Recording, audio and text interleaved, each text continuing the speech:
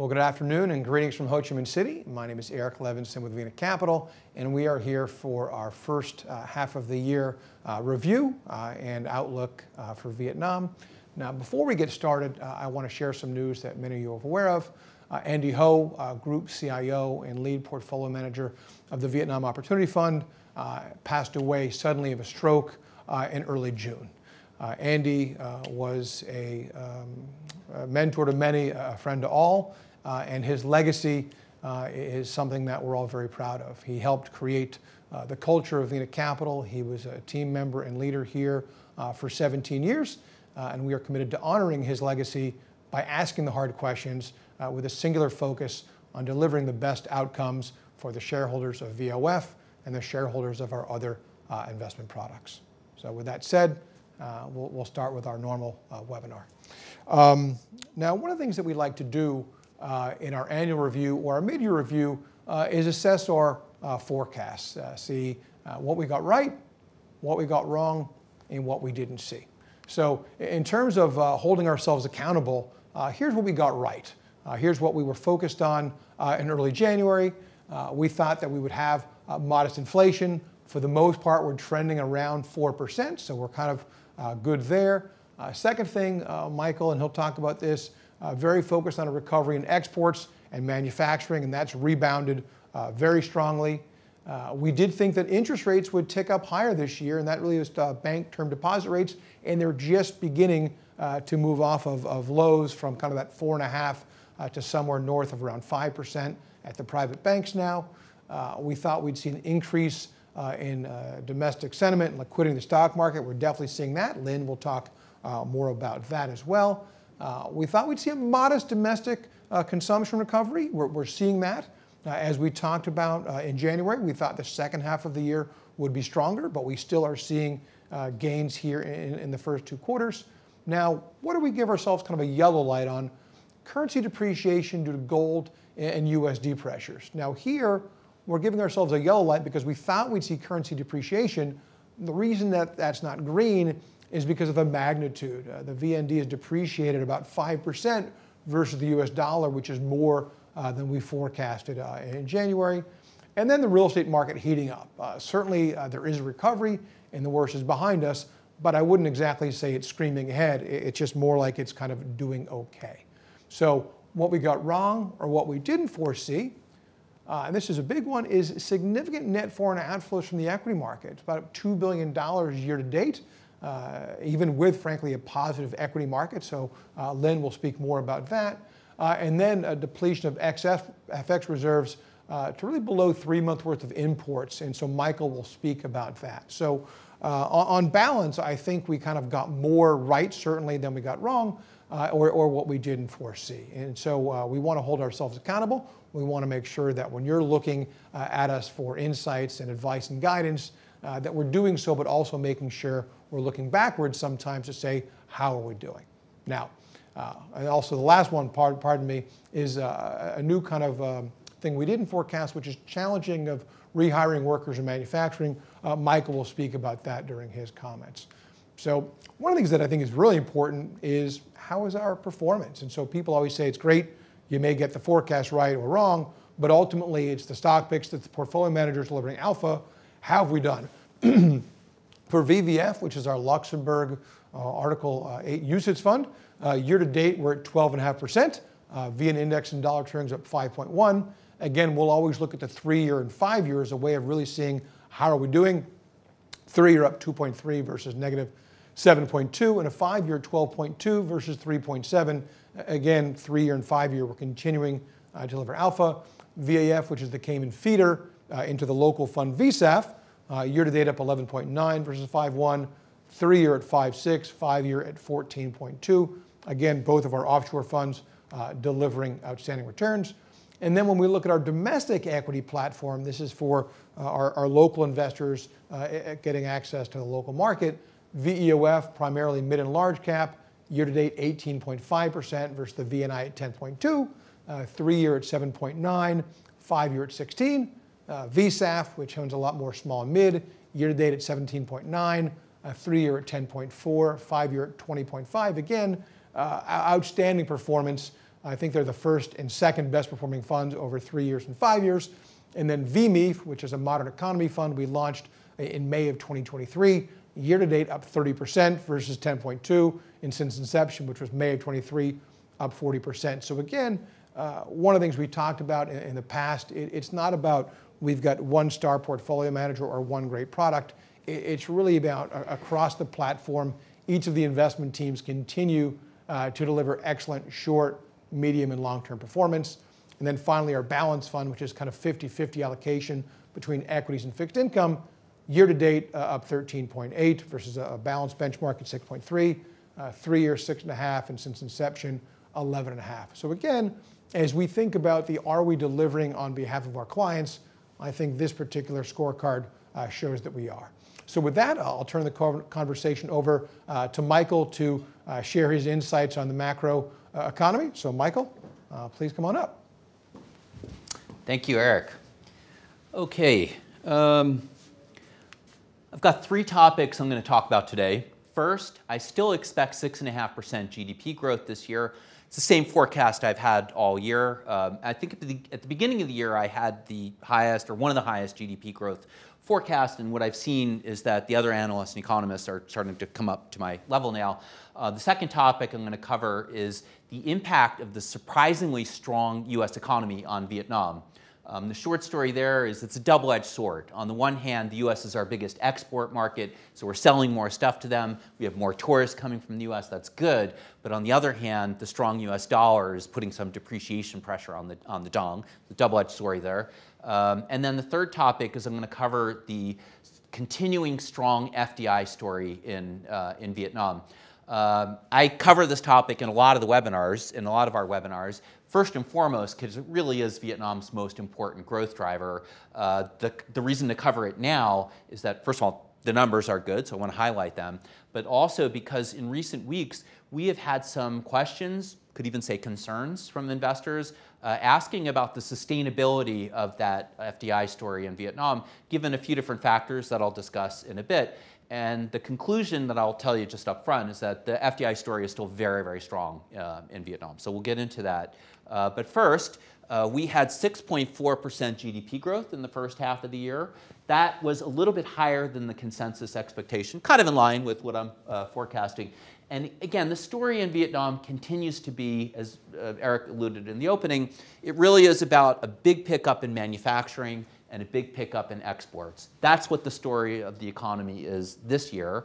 And that's really exactly what we had predicted. If you look back at our, we published a report at the beginning of the year, what we expect looking ahead 2024, webinar, et cetera. What we forecast for this year was that you would have strong tech exports, that you would have strong exports to the US, and so that manufacturing would be the main driver of the economy this year, and it is. Now, in addition to that, we have a modest contribution to GDP growth from consumption. The main story this year is manufacturing, but this is also helping as well. I think if you go out and you look at what's going on in the city, in the periphery districts of the city, in the suburbs, in the countryside, and second-tier cities, you'll see that spending is it's kind of robust, it's kind of solid. Consumer sentiment and spending is sort of solid. It's not high, it's not low, but it's resilient. One of the reasons why sentiment, one of the factors that's helped support sentiment this year is that there's been a thawing in the real estate market. Now, it's not really bubbling up yet, as Eric kind of alluded to in his introduction, but what you will find, and Lynn will talk more about this in her presentation, is that there's pockets of the real estate market that are starting to heat up. Other pockets are just kind of going stable, so it depends on the product, depends on the geography, but overall, this is a factor that's helping to support consumption this year. Now, that having been said, I want to make one thing clear, which is that real estate will really be a story for Vietnam next year in 2025. That's when we expect to have a good, solid recovery because of some legal developments, a bunch of factors that Lynn will talk about. So real estate will really be more of a factor for 2025. So this year, 2024, is really about manufacturing. Next year, about real estate. Last year, 2023, the biggest factor that supported the economy was tourists coming back. And what you can see I have up here is that we're still having some positive contribution from tourist arrivals. In particular, the thing that's really going on there is that the Chinese tourists, which traditionally have been the biggest tourist arrivals, not just for Vietnam, for everywhere in the region, last year was slow. This year we're up around 80% of pre-COVID levels. Overall, tourists are about 105% of pre-COVID levels. I have a report on that on the website that gets more into the details. So the conclusion is that basically the year is panning out, as we expected. Manufacturing strong, consumption's helping. What's not going as I had forecast is we've had a pretty big depreciation in the value of the dong, and I am concerned that we could have further depreciation in the second half of the year, which is a topic I'll also get into. You can see on this slide here, big surge, and this is Vietnam's tech exports, big surge, starting to roll over now, but if you look at the y-axis, this is still a very big growth number, so even though it looks like kind of rolling over. And the point that I have on the slide here on the right, this is Vietnam, this is emerging markets, which really means mainly Asia. And the point that I wanted to make here is that we're having a very strong exports of tech products, and all across EM, Asia EM in particular, there's kind of a revival of factory activity that's going on. So, this is not just a Vietnam phenomenon, it's an Asia-wide phenomenon. It just happens to be stronger here because we have more factories. So that's the story for the first half of the year. For the second half of the year, basically expect more of the same. The export and manufacturing story, we have talked about this in several webinars over the last year, really, that you had this big swelling of inventories in the US. And so the reason that our exports were down last year, the reason our manufacturing was down last year was because firms in the US were depleting their inventories. I have an anecdote here. This is from last week, actually. Nike just announced that they've really done a good job in depleting their inventories. Their inventories are down now 11% year on year. The reason I mention Nike is that, first of all, they're quite big here in Vietnam. They produce, I think most of their shoes are produced here in Vietnam, but also because that's a firm that's very sophisticated in their inventory handling. They were one of the first ones that had a big surge in inventory. They were one of the first that really dealt with it. Just purely coincidentally, I happened to have lunch with John Donahue when I was in business school at Stanford. He was at Bain at that time. And I mean, these are very, very smart, sophisticated people is the point I want to make. So I think, this is just one anecdote, but you'll see more and more of those in the weeks ahead, that this inventory depletion story has kind of run its course. The other thing that we've pointed out before is that the rate that Vietnam is exporting, which means selling, exporting means selling. So if you're selling stuff at a much faster rate than you're making stuff, then that means that the inventory is going down of our final finished products, and that means that manufacturing is going to have to pick up in the second half of the year. So the manufacturing story still looks very strong for the second half of the year. The other thing that's going to happen is we have a big increase in public sector salaries. It's a big number. There's a few different figures floating around on the exact estimate, but we think that this will probably put something like almost 1% of GDP worth of new cash into the pockets of these public sector workers that they'll presumably spend some of that. So that will help the consumption story in the second half of the year. The other thing I just want to briefly highlight is that we expect the spending on infrastructure to stay elevated in the second half of the year. The short story about that is that last year, 2023, there was a huge surge in infrastructure spending, around 30% or so. And the amount of money that the government spent on infrastructure last year was a bit over 4% of GDP. Now this year, we're not expecting a further increase, further growth, because it already went up a lot last year. In fact, the first half figure has dipped a little bit, but what we do expect is the number to stay high, to stay elevated. And Lynn is going to talk about some of the projects and some of the stock market consequences of that elevated spending. So it helps the overall economy, but it won't really be a contributor to GDP growth this year. So that's what we expect for the second half. We just had the Vietnam PMI figures come out this week, and what we see is that the new orders are near a record high. So the outlook for manufacturing, again, stays very strong for the second half of the year. I think we were the only ones that really nailed this. I mean, it's really worked out kind of exactly as we had expected. And again, what's supporting the exports is the sales to the US. So now we move to this topic about the strong US economy and the benefit that Vietnam is getting from that. Now, we're not US economists, but we do watch what's happening there very closely because it impacts us a lot. It's our biggest export destination, as I mentioned. And long story short, what's happening in the US, people have started to describe this as what they call a K-shaped economy, so the letter K. So if you're on the bottom end of the K, you're unfortunately in a situation where like your wages are not keeping up with inflation and you have all this populism stuff coming up again. But if you're on the top of the K, so that's upper middle class people, that's baby boomers, that's people who may own their house outright, or even if they don't own their house outright, they've locked in their mortgage at a low interest rate. These are people who have money on the stock market, who have money in the bank, that are depositing money in the bank. And if you think about it, a couple years ago, they were getting basically 0% interest rate on the money they deposited in money market funds in the bank, and now they're getting something like 5%. And what this Wall Street Journal article from about 2 weeks ago pointed out is that all this kind of windfall income, if you want to think about it that way, because interest rates went up so quickly, all that extra income that the people on the top of the K are earning, they're spending on traveling, they're spending on purchasing products that are made in Vietnam.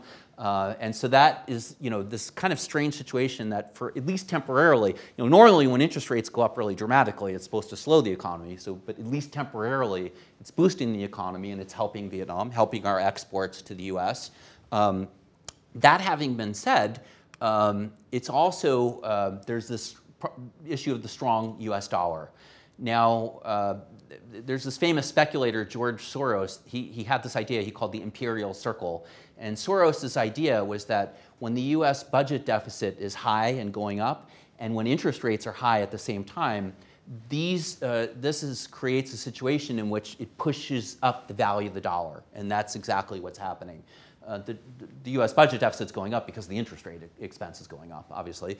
But long story short, the upward pressure on the dollar is putting downward pressure on the Vietnam dong. So you have this strong US dollar story. And in addition to the strong US dollar dynamic, you also have a weak euro dynamic because of the political things going on there with Le Pen and et cetera. And you also have a weak Japanese yen dynamic. And what the story there is that despite the fact that the BOJ has hiked rates, that they've gotten rid of this yield curve control, YCC, last week we had the news that this huge bank, Norinchukin, they own tons and tons of treasury bonds in the US. They're selling those bonds, probably going to bring the money back to Japan. Despite that, you've seen that the US dollar-Japan exchange rate has gone past the 160 level, which is something a lot of people are focused on. So you've got a strong US dollar dynamic, weak euro dynamic, weak yen dynamic, and that is one of the factors putting pressure on the value of the dong. And the other factor that's putting pressure on the value of the dong is that there's been this enormous global gold bull market.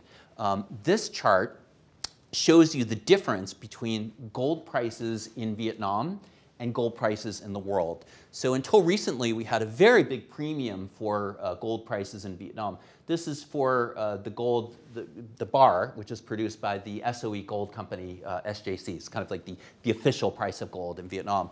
So it had achieved a very high premium over global gold prices. And then what happened is the State Bank of Vietnam, the central bank, they came in and they sold some of their own gold into the local market to help eliminate some of that premium of the gold price in Vietnam versus the gold price in the world. When you think about it, central banks have their own FX reserves. Usually for most central banks, most of their FX reserves are dollars, but they also have some gold and they may have some other currencies in there as well. So the SBV came in and they sold some of their own gold, which means that they essentially depleted some of their own FX reserves in order to help redress the situation. It's worked, as you can see here. But the concern that myself and other people have is that This global gold market looks like it's going to keep continuing for the rest of this year. This was another article from the Wall Street Journal last week, and long story short, what they're saying is that most of the world central banks are going to keep buying gold, and that's one of the factors that's been pushing up the price of gold. So the strong US dollar and the gold bull market are two factors that are putting pressure on the Vietnam Dong. The central bank, one of the things they've been doing in order to defend the value of the Dong is not only have they been selling some of their gold, they've also sold a reasonable amount of their US dollars. So they're sold dollars and they bought the Vietnam Dong to try to support the value of the Dong. There are not any official figures for this, but we talk to commercial banks. We have very close relationships in the market, and it's likely that the central bank, Vietnam Central Bank, has probably sold about $6 billion, maybe almost $6 billion worth of their FX reserves. And now it's very likely that the amount of FX reserves they have is below 3 months worth of imports. That 3 months number is usually considered like the minimum safe amount of FX reserves that a central bank needs to keep on hand. So in other words, the central bank has enough money that they can pay for the country's imports for 3 months. Now, you can make the argument that in Vietnam's case, maybe it shouldn't be 3 months because we don't really import a lot of consumer goods. Most of the stuff we import is production materials that the FDI factory is used to produce the final products. So you can make that argument, but be that as it may, the 3 months number is really kind of the benchmark that people look at. So that will cause some people to be concerned about the Dong. And I personally am concerned about the situation with the trade balance. In the first half of this year, we had a fabulous trade surplus, 5% of GDP. In the month of June, it was almost $3 billion, which is an incredible accomplishment. But I do expect that in the second half of this year, we're likely to have a modest trade deficit. Why do I say that? Well, I just mentioned a minute ago that most of Vietnam's imports are of production materials. You can see here that our imports are already growing faster than our exports. And that's because, remember I showed this slide way back here, that the factories are looking at their new order book. So they see the order book, the orders are piling up, and how they're responding to that is they're importing more production materials that they're going to need to produce the products in their order book. So I do think there's a risk we could have a modest trade deficit in the second half of the year, and that would put additional pressure on the Dong. So that is something I'm concerned about. On the other hand, we do see that the government is really focused on this topic. I mentioned that they sold some of their FX reserves. Another thing that the government has done is we did have a problem in the first half earlier this year where the interest rates, the Vietnam Dong interest rates were around zero. They were very, very low compared to dollar interest rates. And they've taken some steps to close that gap. They've sucked a lot of liquidity out of the market. They've sold T-bills into the market to drain liquidity from the money market. So that's good. The other thing that's happening, Eric mentioned, is that deposit rates have started creeping up. And that will be something that will help support the value of the Vietnam Dong. Right now, if you take the average of all the commercial banks, so this includes both the state-owned commercial banks that tend to have lower deposit rates and the private sector banks, it's around 5% for the 12-month deposit rates. I would not be surprised if this number gets up to around 6% by the end of the year, maybe even a bit over 6%. Now, at that level, that would be good and sufficient to help support the value of the Vietnam Dong. However, if the 12-month deposit rate got to around 6%, it would not be too high that it would be likely to drain money out of the stock market. So that would be kind of a sweet spot if we got up to a little bit more than 6%. And that would help support the value of the Dong. The other thing that's helping to support the value of the Dong is that we continue to have very strong FDI inflows, around 11 billion in the first half of this year, or 5% of GDP. That helps support the Dong. But what I want to point out here, which is I think even more important point, is that we have a big surge in the new registered projects in Vietnam. So in Vietnam, this is a little bit of a confusing topic for some people. we have actual cash flow coming into the country. This is the dispersed figure. And then we have this other figure, which is like the registered or the planned. You know, when you're multinational that wants to set up a new factory here, you go to the local government, you register, okay, want to set up a factory. And if you look at those brand new projects, it's up over 40% year on year in the first half of the year, and a big number, 7% of GDP. The reason I want to highlight that new project figure is that there have been some, it's likely that there are probably some multinationals that have looked at the political developments in Vietnam recently, looked at some shifting, you know, positions of people shifting their who's getting what position at the upper part of the government. And it's possible that there are a few multinational companies, one or two here or there, that have looked at this dynamic and they've said, you know, we're going to wait a little bit to see how things, you know, before things kind of stabilize, before we want to go ahead and make our investment into Vietnam. That could be happening, but the point that I want to make here is that if it is happening, it's a very small, it has not had a big impact on the overall plans of FDI. The planned FDI coming into Vietnam is still extremely strong, even if you have one or two companies here and there that are saying, okay, I want to wait and see, you know, who's going to occupy which key positions before we go ahead and you know, make the plan, the formal plan to bring the factory to Vietnam. The other thing that we do hear about is concerns that we could have competition for FDI from India, from Indonesia, from Malaysia. In Indonesia's case, there is some FDI that's going on there, and that's mainly to produce battery metals for electric vehicles. People talk about Indonesia as the Saudi Arabia of EV metals. So most of the FDI that's going into Indonesia is about that. There's some FDI going into Malaysia, which is some higher end chip things and also some data center things that we're not really able to do in Vietnam here yet. So we're not really competing against Malaysia. They're getting some higher end things. India, I have pointed out many times in the past, most of the FDI that's been going into India in recent years is primarily to produce products that are sold into the local market. And what happened in India is you had a huge amount of enthusiasm, a huge burst of FDI into India. And you see now the number is really coming off. Okay. This headline is a little overly dramatic. I mean, it's okay. It's the reason it's down 60% is because there was a huge surge, and then it didn't stay at the same level. Like, people kind of lost enthusiasm, and then it's kind of rolled over. One reason that people are losing the enthusiasm to invest in India is because Tim Cook and others have approached the government, and they said, "Look, can you change some of your laws, in particular your labor laws, to make it easier for us to set up a factory here, more flexible labor conditions?"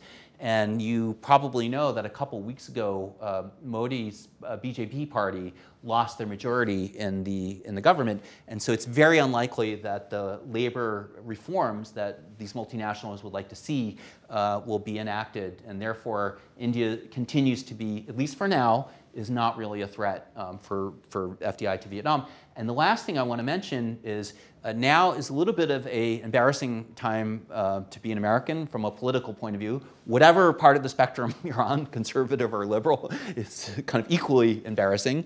And the point that I want to make here is why I've selected these headlines you see here is it really doesn't matter who wins the US presidential election.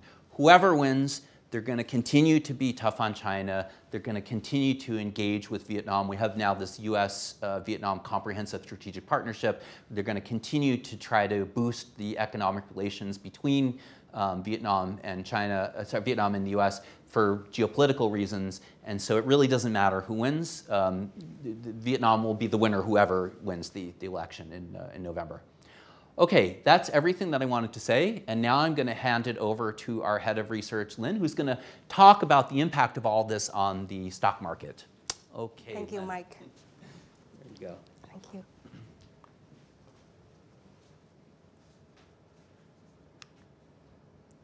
Hello, everyone. So today we will discuss firstly about the performance of the stock markets in the first half and outlook for the second half. We will look a little bit on the impacts on foreign net selling because it has been quite strong recently. Then we will look at corporate earnings outlook in the second half and next year. how does the current market valuation look like. And last, we will provide you some updates on real estate and banking sector. In the previous webinar in April, we was at the middle of the decline, and at that point we said even in a bull market, it inevitably involved with corrections, and we expect earnings growth. We expect the market this year to grow at about 15 to 20%. At this point, the market has recovered to the previous peak, and the market's event index has increased about 10% in VND terms and 5% in US dollar terms. From this point, we think the market is going to be bumpy a little bit in the next couple months, given the strong heavy pressures from foreign investor selling, the risk of further currency devaluation, as Mike mentioned earlier, and mediocre Q2 results coming. We somehow expect the first half of this year to be a little bit slow, and things will get better in the second half. But what has surprised us is that the magnitude of foreign net selling has been intensified, and that has put a lot of pressures on local investors and some of the big cap stocks. What sector has drove the performance in the first 6 months of the year? Information technology, led by FPT, CMG, because they have the story on AI, data center, semiconductors. The field development on this space is very strong in Vietnam. Consumer discretionary is doing well as well, driven by the mobile world. FPT retail, there is a turnaround story for mobile world this year. Materials is doing well because of the performance of the steel sector. Hòa Phát, Hoa Sen, Nam Kim, for example. The banks has slightly outperformed the markets year to date. It's gained 10%, about 10% now. In the first quarter, it's actually gained 20% and lost half of the gains this year because foreign selling pressure. On the bottom of the charts, real estate is the only sector that saw a decline because Vinhomes, Vingroup, Novaland did not do very well. On the consumer staples, the soft demand did not help much for the sector. The VN index could have done much better without the pressure from foreign selling. Year to date, we have seen the foreign investor capital withdrawn of about $2 billion out of Vietnam markets, of which 25% is from the ETF and 75% is from the active funds. If you look across ASEAN, Thailand, for example, you see similar outflow of about $2 billion. Indonesia, 1.6 billion, Philippines, about 500 million. So foreign outflow is not a unique story of Vietnam. In Vietnam, the trading value of foreign investors actually only accounts for about 10% of the markets. So the market is 90% driven by local investors. Even though the market is mainly led by the locals, but foreign net sellings also cause a lot of pressures, especially for the big cap stocks that push local investors away from those stocks and have to look for a better shelter. It's not a surprise if local investors are looking for mid and small caps as the strong selling pressures is putting on the big caps. As you can see, those are some of the big cap stocks in the upcoming markets, and the performance has been very strong. Some of the stocks has increased 50%, 60%, or even more than double in a very short period of time. Which stocks have been sold the most?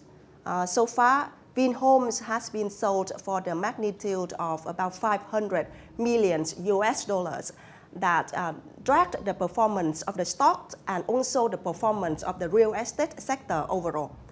Vinhomes, Vinamilk, FPT are also the key components in some of the major ETFs. So when the ETF was sold, the stocks are sold as well. We think there are a combination of many reasons for selling Vietnam equities. Profit taking, for example. FPT has gained about 60% in the first half, and if you look at 2 years period, the stock has gained about 130%. So it's easy to understand that some fund managers need to trim down and take some profits. The attractive yields in the US market and the strong US equity markets also draw attention out of developing countries and moving back to the US before the election. Some followed AI, semiconductors, thematic plays, or China recovery story. Some also concerned on Vietnam's political situation and currency weakness. Offsetting with the foreign outflows, the local investors is the main driver to hold the markets. And you can see the transaction volume of the markets has been increased significantly. The current trading value is about 800 million US dollar per day, much significant compared to just about 100 million US dollars per day pre-COVID-19 level. So the higher in the increase in trading values was supported by higher penetrations in the stock markets and also because of the record low interest rates.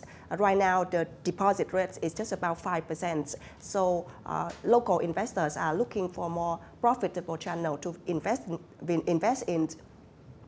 It's hard for us to predict when the foreign net sellings will come to an end. But based on the information we can track, the foreign ownership ratio in Vietnam right now for the listed funds, for the listed companies has come down to nearly record low level. So from here, we think the pressure will be eased, and we still expect the market to be a little bit bumpy until this finish. But we think the outlook from the next quarter going to be better. Another reason for us to be more positive from Q3 onward is that we think earnings growth for the markets will recover very strong in Q3 and Q4. We put two columns, reported earnings and core earnings, because you can see there is a big discrepancy between Q1 earnings reported and core earnings. The reason for this is that this year we have very significant one-off profits. The first one is because of the 1.6 billion US dollar one-off profits from Vincom retail sales, and the second one is about 140 million US dollar provision being reverted at Vietnam Airlines. Those two transactions are going to be recorded in Q1 and Q3, so there is a big gap. Anyway, let's look at the blue bars that is showing the core earnings growth for the markets by the quarter. And we expect Q2 earnings growth to be at about 5 to 7%. This does not look too impressive to you, but if you look at Q1, you will see an improving trend quarter by quarter, which the first half is quite slowed, but the second half is going to be excel. On a yearly basis, we also see a nice improvement in terms of momentum growth in the next 1 to 2 years. This is supported by the accommodative interest rate environments, more transparency and clarity in some of the laws that support key sectors such as real estate, banking, that will help revive confidence in spending and expand the business, and that subsequently will lead to growth of the markets going forward. For the sectors that will drive growth for this year, aviation is the one who has the strongest growth from a low base last year, and also because of the strong recovery story of tourism this year, especially Chinese tourists, has increased exceptionally well this year. Materials is driven by the steel group, Hoa Sen, Hòa Phát, Nam Kim, etc. For the consumer, as we mentioned before, it's driven by the recovery story of mobile world. For the brokers, they will continue to benefit from high trading volume. For IT sectors led by FPT, they continue to see a very strong and steady growth of about 20% per year. For the banks, which account for half of the earnings of the market, we think it's going to grow 15% this year. At the bottom of the charts, ports and logistics, if you look at core earnings, it's actually growing at 38%, quite impressive. So overall, if we include one-off profits, we expect the market this year to grow at about 21% versus a core earnings growth of about 13%. We think the index valuation remains attractive at this point, given the outlook we have discussed earlier in the next 1 to 2 years. Current forward PE is increased from what we call the crisis level 10 times to about 11.5 times. But this level is still at one standard deviation below 10-year mean. So we think it's still attractive. There are some themes we like throughout the year, and some of them has performed well. For example, banking, IT, retailers. Some of the sectors we think will do better in the second half of this year and early next year.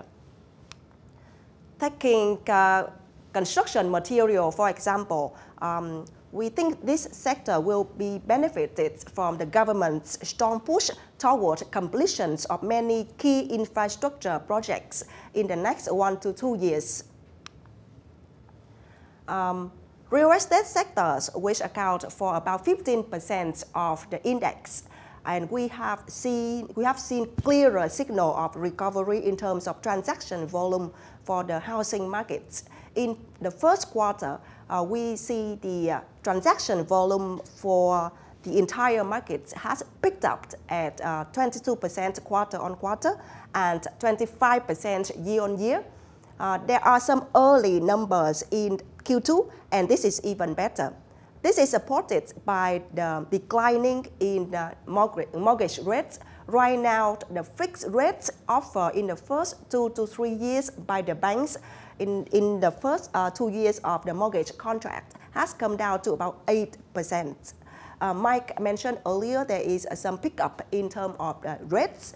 We also expect mortgage rate to increase slightly in the second half of about 50 bips, but the current level compared to historical level, we think is still very encouraging for the housing market to grow.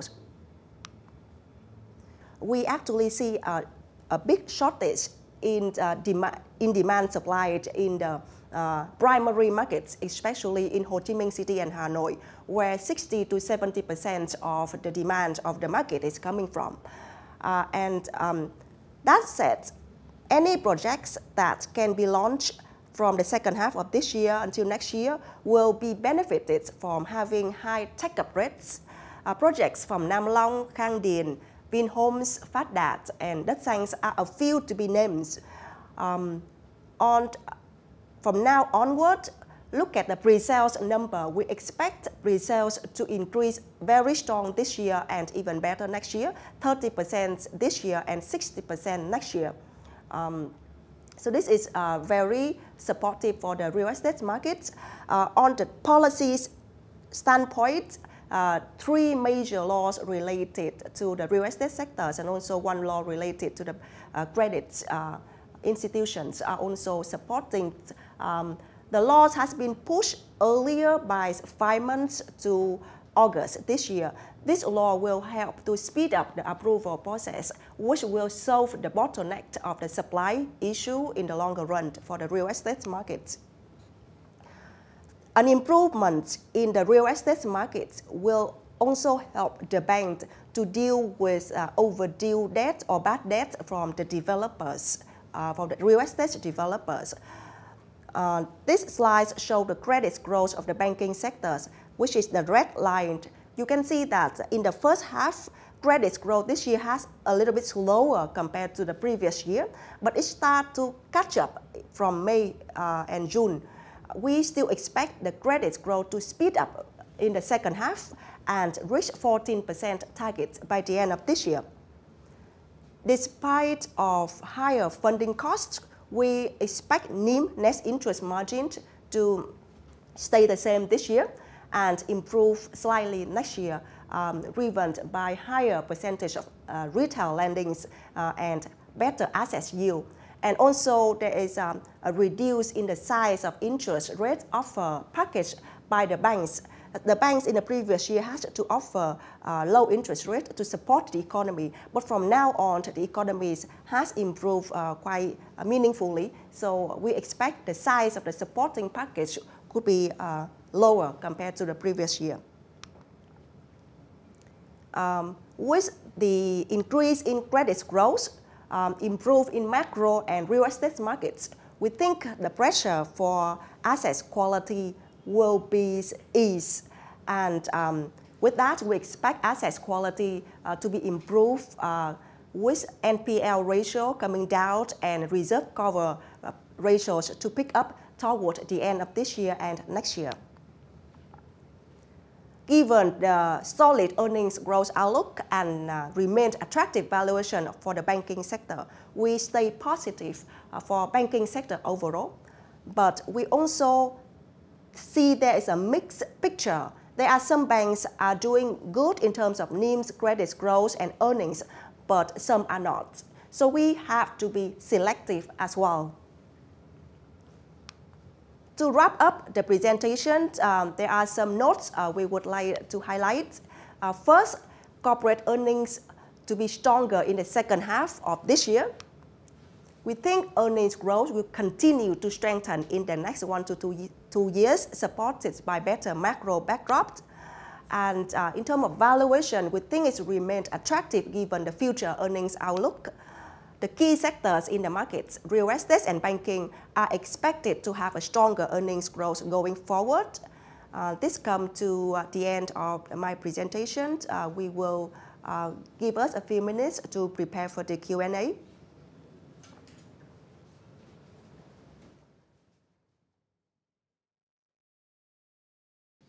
All right, well, thank you, everybody. Thank you, Lynn. So we are back with Q&A. So if you do have any questions, please put them in the chat function. I've got the iPad here, so I will see them and read them. Okay, a couple questions have come in. First question, sorry to hear the news about Andy, who is managing VOF going forward. So we actually had begun conversations with the board in 2019 about succession planning. So Brooke Taylor, who is the CEO of Vienna Capital Asset Management and Group COO, is stepping into the interim role to help really kind of provide leadership. But Kan Vu, who many of you know, is leading the public equity portion of the portfolio, and Yip Fung, who you may not know, has been leading the private equity portion of the portfolio. So KV and DP are managing the portfolio day to day. Brooke is stepping in formally in an advisory role, and then Don is also providing some guidance. So we'll probably have some additional news to share, and I think KV and DP will do a webinar over the summer to kind of provide an update on the portfolio. So again, KV and DP had been on the portfolio for over 10 years, so well-established, well-tenured team. All right. Actually, since you mentioned this idea, not many people may know DP. Yeah. This firm has a very deep bench. I've been here for 7 years. There's a bunch of people that you never see, but they're behind the scenes and very smart, credible. Yeah. Okay. Actually, a question here from Pierre. I was wondering if anybody was going to ask this. Is Putin's visit to Vietnam going to endanger the U.S. relationship with Vietnam? This is a really great question. What I think is really interesting, so first of all, there's a long-standing relationship. Vietnam buys arms from Russia, et cetera, et cetera. But what I think is really interesting is you see there hasn't really been any reaction from the U.S. They had not the top, but kind of upper-level diplomat immediately visit right after that visit here. They're reinforcing that the comprehensive strategic partnership is still, how can we move forward? How can we? So the fact that the U.S. has not really responded to this is, in my mind, is a confirmation of how much the U.S. wants to economically engage with Vietnam. I'll just say one last thing on this topic. I had pointed out a couple years ago there was a situation in which Vietnam was technically could be considered as manipulating its currency. And we checked all three boxes, and the U.S. basically did nothing about that. In a way, you can kind of think about this in a similar vein in that, they really want to economically engage with Vietnam, and they're not really going to, react to that kind of thing. And I think the other thing was the person who came and visited, I'm going to mispronounce the name, was Anthony Crittenbrink, right, yeah. who I think was a previous ambassador to Vietnam, and is Undersecretary of State. And so he came a week after Putin's visit, and interestingly, the headlines there, at least in the Vietnamese press, were announcements of further investment from U.S. companies into Vietnam. So I think it reinforces also, Vietnam's what they call bamboo diplomacy, which is really kind of staying neutral in everything. So strong base and then kind of wavering. The U.S. is using the carrot, which is carrot very and smart, the stick. smart strategy. Great question. All right, question here coming in, Michael, probably over to you. Regarding the VND depreciation, how much farther do you think it will continue? Are there potential measures for the government to manage this issue? Yeah, great question. So I highlighted in my presentation, I feel that the risk is increasing. Let me say a few things. First of all, our neighbors have all depreciated around 7%, with the exception of Malaysia. So we're outperforming the neighbors again, which we always have in recent years.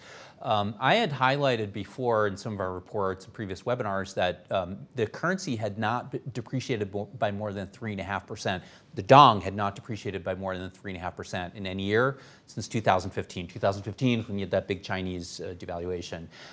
So initially, I was thinking that this year we would get to around where we are now, 5% depreciation, and then by the end of the year we would reclaw some of that. Now there's a couple reasons I don't think that the dollar will stay strong for a couple. That's outside the scope of this exact question, but I don't think we'll get some relief from the dollar. If nothing changes, let's say we stay at the current level. However, the risk that we get another, call it 2 or 3% depreciation, I'm kind of pegging that risk in my mind. This is not a scientific. I've just sort of pulled this number out of the air with my trader's experience. But I think there's probably about a 25% probability that we could keep going and get like another 3 or 4% from here. So in the past, I think it was in 2022, when the economy was actually quite strong, the U.S. dollar dong reached an 8% depreciation. You saw the State Bank of Vietnam raise interest rates significantly. Right. So are there tools, getting back to the second part of the question, good point. Are there tools available for the government to manage this? And does it have to be extreme? At this point, I would say, given that they're below 3 months worth of reserves, they would need to significantly raise policy rates. They've tweaked some rates here and there. They've basically tweaked what in most countries would be called the repo rate. Here they call it the reverse repo rate. They've bumped it up by about 0.5 percentage point. The official policy rate they haven't touched yet. But if they really were in a situation where you saw another 3% or so depreciation, it would need to be a much bigger hike to the policy rate. And a follow-up question, this is kind of involve both of you, I hope, is what is the key risk to the economy? Is it if the Fed doesn't cut rates, and then we're back to the whole VND discussion. So, and this is, you mentioned earlier, I think you throw the U.S. election in there, the Fed will want to stay neutral if they can. Do you see the U.S. cutting rates? Okay, so I actually, originally I had another slide in the presentation, but it was getting too kind of geeky into the weeds about the U.S. topic. If you look into the details of, people call the base effects for inflation. So inflation means we're comparing what's happening this year to what was happening last year at the same time. And the base effects actually get easier as this year progresses. What does that mean? Long story short, it means if prices in the US just go stable, they don't go up or down, just month on month, they just keep going sideways, the annual inflation rate that you see in the newspaper will actually go higher because the base effects are getting easier as this year progresses. That's one thing. And the other thing is, we had this huge jump in shipping prices, and then shipping prices came back down. There's some research from the Kansas Fed that shipping prices impact U.S. inflation with about a half a year lag. So long story short, right now, U.S. inflation would be about a half a point higher were it not for that big drop in shipping prices. Global shipping prices now going back up. That's a long way to say that I think they may cut one time this year, but I would not be surprised if U.S. inflation is back over 4% by the beginning of next year. And I agree that it was the right decision to cut that slide. Cut that slide. Getting into the word geeky. So Lynn, from your perspective, as you think about the impact on you and your team are recommending securities to portfolio managers, is anything that Michael's talking about VND, is that changing how you're modeling out your forecast for earnings growth? We closely monitor the currency because it's one of the key risks we determined for the Vietnam stock markets this year. Just a few weeks ago, we talked to all of the banks to review the view of the banks in general. We also talked to the regulators who manage some of the policies, including FX rates, and the consensus view is that the government will try to hold on as long as they can until Fed have some actions probably in September. So for now, it's a wait and see mode that reflects on the stock market sentiments as well. Most of the retail investors locally predict there must be some pressures on the currency, and there might be a much higher than expected devaluation. That's why in the past few days, you can also see that reflect in the stock markets. The trading volume certainly declined because they think they feel the tensions there. But that said, how we reflect this into our portfolio positioning and how do we reflect that into our forecasts. Somehow in the forecast for this year, we anticipate about 3% devaluation for this year only. So 5% is something above our expectation, but it does not have a very significant part in our forecast. So we keep the forecast right now at 3% devaluation for this year, but we also aware that there will be a risk that it will be higher than our expectation overall in terms of earnings growth.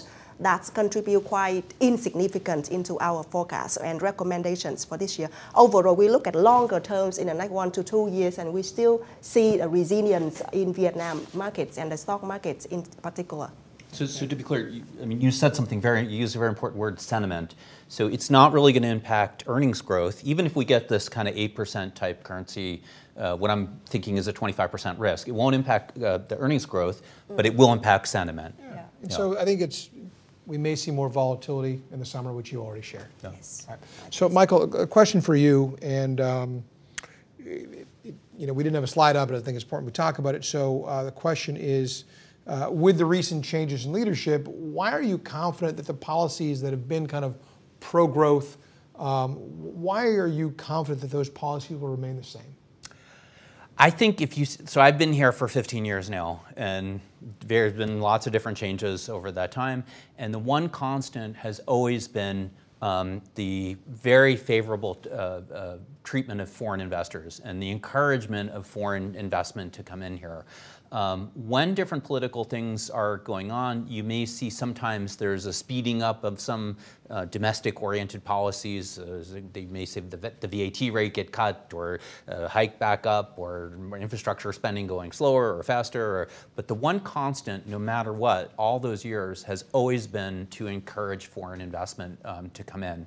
And this is, as I mentioned at the very beginning of my presentation, this is really the most important driver for foreign direct investment. Foreign direct investment, yeah.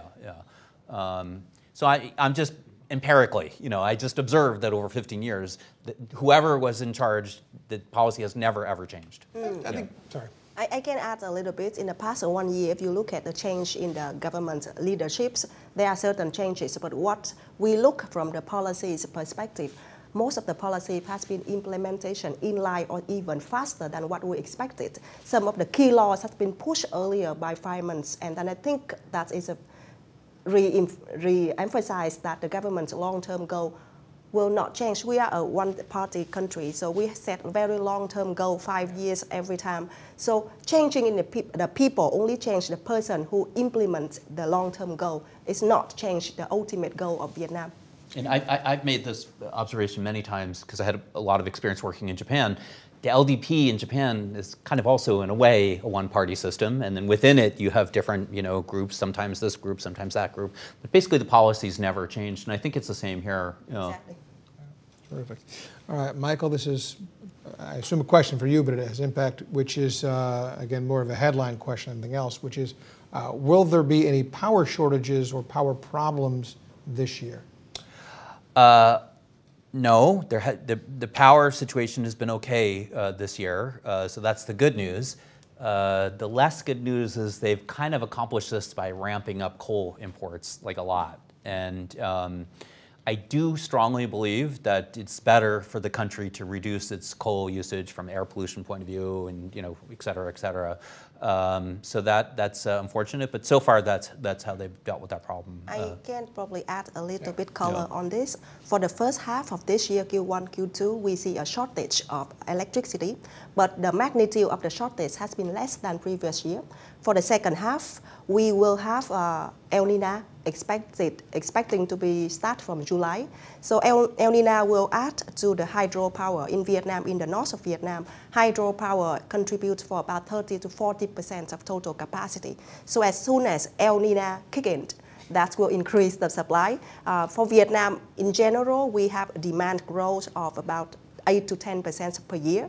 This year is stronger than the previous year because this year is hotter than in the previous year. But in general, we think for the whole year, this year is going to be okay, as Mike mentioned. Also, we will have the national transmission grid line number 3.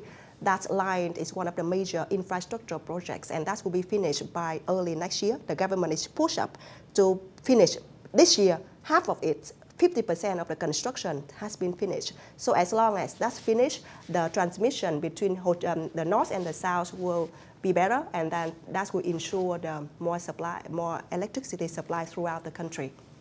Because the problem last time was shortage in the north, abundance in the south. Yes, yes. All right, so by the way, if there's any questions, please type in the chat function. A question just came in. Okay, here we go. So this is both a headline, but I think as part of it is based on everything the U.S.-Vietnam Comprehensive Strategic Partnership upgrade. Vietnam has the potential to be a hub for semiconductors, given what's going on with Taiwan and China. Is this true? Are there enough engineers? Are we seeing semiconductor companies come to Vietnam in a meaningful way? Or is this one of those things where you read the headline and then maybe this is a 2035 reality? Or never? Oh, it's certainly not never. Yeah. It is going to come. I had mentioned a lot of these webinars and our conferences, et cetera. When I first came to Vietnam, I taught in the National University mathematics department. So I actually had some of my master's students go to work for Intel and some of these other firms. Okay, what we're doing right now is kind of the lower end part of the semiconductor value chain. We're doing ATM, assembly, testing, and packaging, basically. That having been said, what I really saw firsthand from teaching the university and also working with my coworkers here and over all these years is that the capability of the engineers here is like unbelievable. I mean, it really is superb how strong the engineering capability is. That having been said, it will take education investment both by the government and also probably by the private sector. It's interesting, since I mentioned the Japan case before, that a lot of the training that happens in Japan actually happens at the company level. So the students struggle like crazy to get in university, and then they have kind of a 4-year break. They get into the companies and they work like crazy again. And so you may end up seeing here that a lot of the actual training happens in the companies, similar to what's in Japan. Like a vocational. So, so interestingly, been part of some meetings, attended some conferences where we've already seen headlines. So NVIDIA has, I think, a $250 million investment or partnership with FPT. FPT is also doing some other things with some companies in Taiwan. And so we're already seeing real investments, and I think what we'll see over time is more significant investment. So I think it isn't overnight, but I think the reality of Vietnam playing a bigger role in the semiconductor supply chain is a matter of when, not if. So, all right. I think there are 4 elements that could help Vietnam become a semiconductor hub.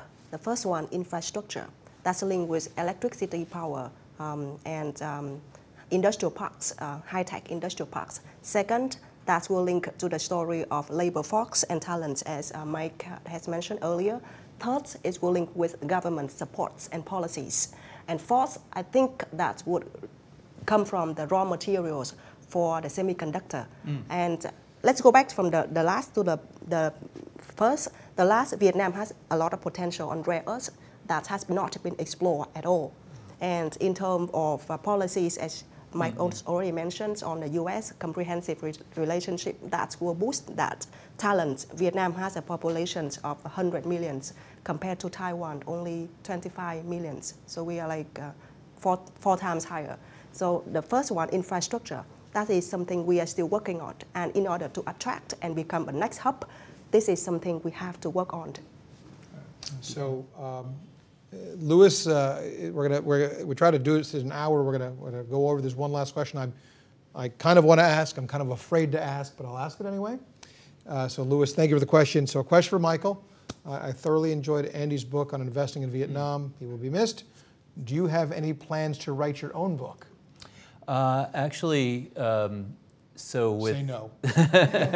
So within this company, Andy had a big impact on all of us, and I probably would dare to say, venture to say that myself and 1 or 2 other people were among the people that were even the closest, you know, spent a lot of time together. And Andy and I had planned to do a book about the economy here. We had worked, I'm going to get all teary eyes. We'd worked on a draft off and on and stuff like that. So it's in the back of my head. We'll see. We'll see. There's a guy in China, Arthur Krober, is a Harvard grad, that did a fabulous book about China's economy. And I had in the back of my head maybe to do something analogous to what he did for China to do here in Vietnam. I will mention, not just because he's my boss, but Brooke Taylor, our CEO of Vina Capital Asset Management, has recently published a book called Vietnam, Asia's Rising Star, if I hope I'm getting that correct. It's a wonderful book. I have read it. So you can look on Amazon, it's on Kindle. So Vietnam, Amazon's Rising Star by Brooke Taylor. It's a wonderful explanation into why Vietnam will be the next Vietnam, not kind of Vietnam as the next anyplace else. So anyway, with that being said, I want to thank everybody for joining us today.